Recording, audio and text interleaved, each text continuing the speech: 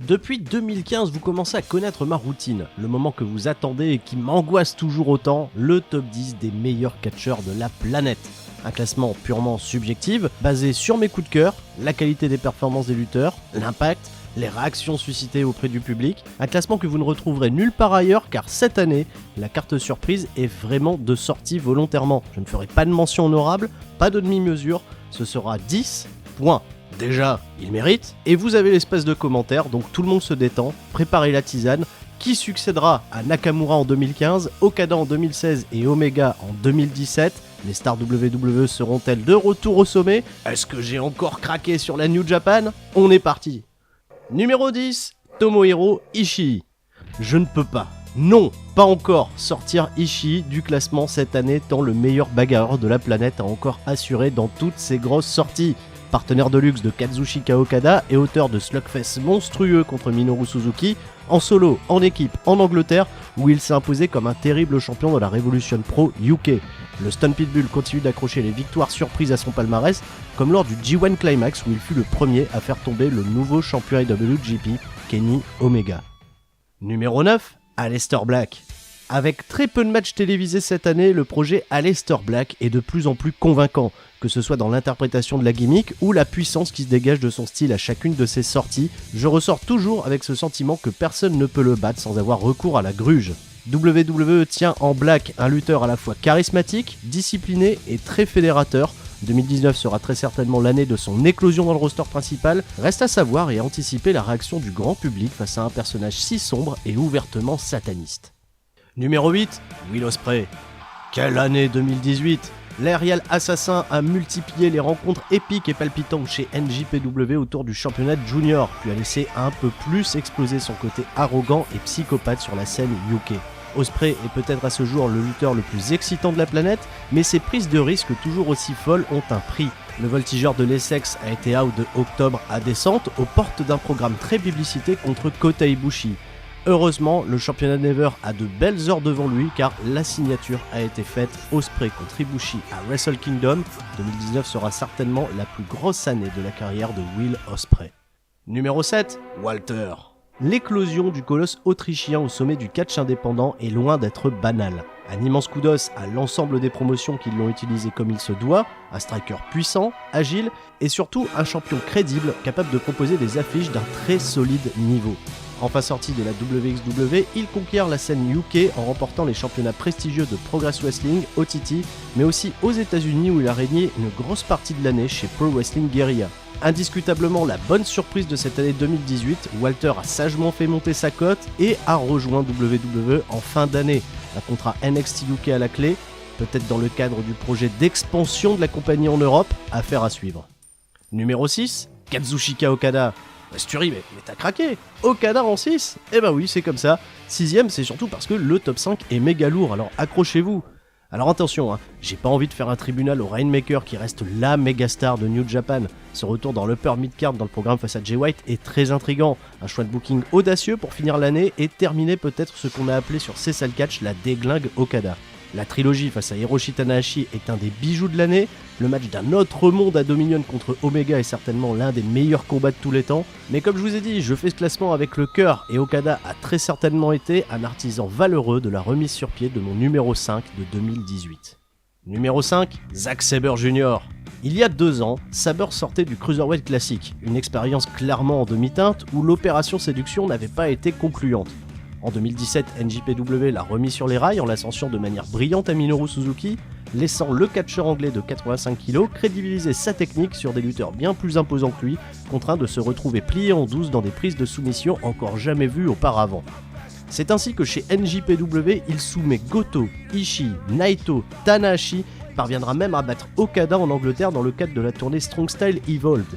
Sabre Jr. livre ici sa meilleure année, que ce soit chez New Japan mais aussi sur les scènes indépendantes où il se payera le luxe de vaincre Cassius Ohno en finale du tournoi Super Strong Style 16 de Progress et de livrer plus tard dans l'année un nouveau classique contre Walter.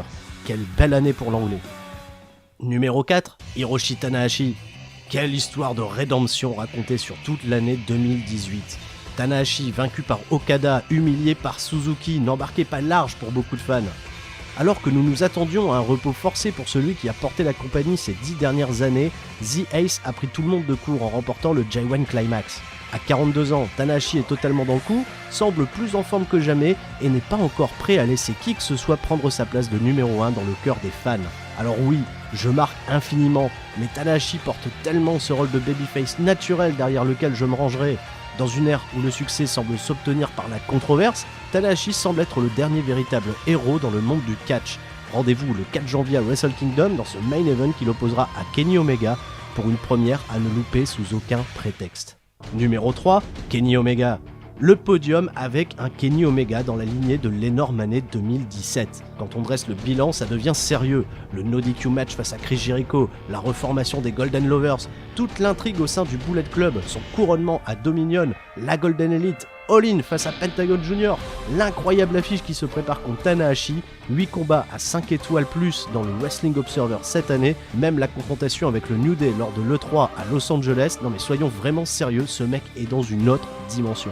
Omega a re-signé début 2018 avec NJPW dans l'idée d'amener la compagnie à un niveau supérieur, et en termes d'exposition et d'expansion, Omega semble réussir son pari. Reste à savoir si fin janvier 2019, The Best Bout Machine remplira pour une année supplémentaire ou se laissera guider vers la puissance américaine. Numéro 2, Johnny Gargano. Une année de pure folie, une écriture aux petits oignons, des qualités techniques ahurissantes. La saga Johnny Wrestling m'a véritablement marqué en 2018. Quand on voit le booking du main roster sur cette période, on se jette avec nervosité sur les NXT TakeOver qui régalent la communauté des fans sur internet. Et NXT n'est plus seulement une passerelle vers le roster principal, la branche jaune et noire devient petit à petit un brand à part entière, et plus véritablement une vitrine de ce que WWE proposera à l'avenir. Johnny Gargano en est de loin la meilleure écriture, des références à l'univers de Marvel évoluant en rythme de la personnalité de Gargano, de nombreux clins d'œil aux différents combats face à Ciampa, des réactions du public NXT lassé de voir un héros se remplir d'orgueil pour finalement basculer du côté obscur. Tout a été traité avec tellement de minutie qu'à un moment, je me suis demandé si je regardais vraiment WWE qui a trop tendance à tomber dans l'ultra facilité. Et même au sujet d'NXT. Gargano arrive second de mon classement 2018, mais je salue le bel assist d'un Tommaso Ciampa très inspiré et artisan lui aussi de cette belle réussite. Enfin, numéro 1, Kota Ibushi. Oui, l'année 2018 du Golden Star m'a fasciné. Et je vous avais prévenu, je fais ce classement avec le cœur. Kota Ibushi est le meilleur catcheur de l'année 2018. Qu'importe les victoires, les championnats remportés, je n'ai raté aucune de ses sorties et les états émotionnels dans lesquels Ibushi m'a embarqué cette année m'ont littéralement bouleversé. Il n'y a pas que l'in-ring qui fait tout le succès de ce catcheur. On est en 2018 et les catcheurs presque parfaits dans l'in-ring et ils commencent à en avoir une pelle. Mais la mystique autour d'Ibushi est fascinante. Kota Ibushi, c'est ce genre de catcheur capable de rendre le no-selling ultra pertinent. Parce qu'à un moment, t'as vraiment l'impression qu'un esprit surnaturel a pris possession de son corps. Est-ce qu'il est vraiment humain? Ressent-il de la douleur? Est-ce qu'il est protégé par le dieu de la nuque? Est-il lui-même le dieu de la nuque? La liste de ses combats incroyables en 2018 en témoigne, que ce soit contre Cody Rhodes, Ishii, cette finale chargée d'émotions contre Tanahashi, le rematch hyper anticipé contre Omega ou récemment la petite pépite contre Hiroki Goto.